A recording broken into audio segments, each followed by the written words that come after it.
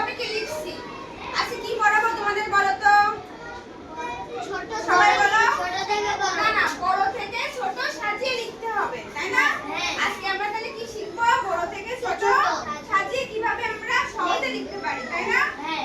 এখানে প্রথমে কি সংখ্যা লিখছি? 6 তারপর কি লিখছি? 4 4, তারপর 2 তারপর 8 তারপর 10 তারপর 7 7। এখন তোমাদের বলতে হবে এর ভিতরে সবথেকে বড় সংখ্যা কোনটা? 10। যেটা বড় সেটা আমি এরকম করে রাউন্ড দিয়ে দিব, ঠিক আছে? এখন এই সংখ্যাটা আমি লিখে ফেললাম 10। তাহলে আমাদের 10 কিন্তু বাদ।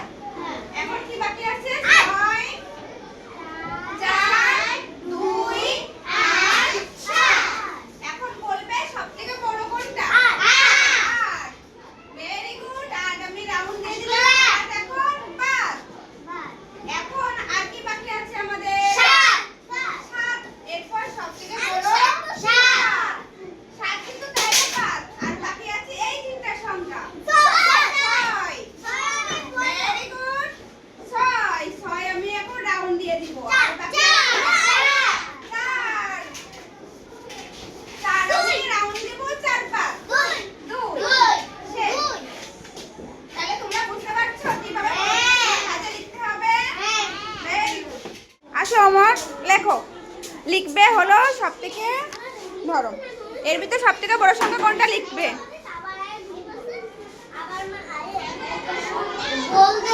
ওই সংখ্যাটাকে গোল দিয়ে বাদ দিয়ে দাও।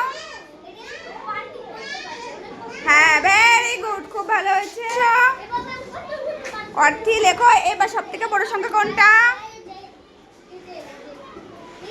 7। কমা দিয়ে লেখো, বড় করে লিখবে। ভেরি গুড অর্থী। হ্যাঁ 6। এখন সবথেকে বড় 6 লিখো। 6 এখানে একটা কমা দিতে হবে এরকম করে, ঠিক আছে? যাও যাও, ভেরি গুড। আলেয়া আসো, আলেয়া ধরো, মার্কা ধরো।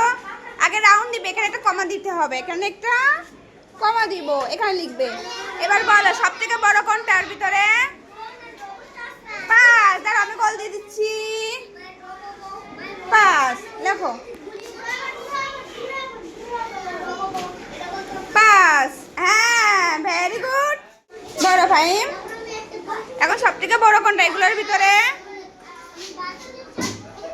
4। Very good.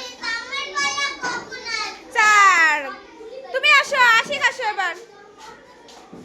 তোমার পালা চলে আসছে। লেখো কোনটা বড় এইবার? 3।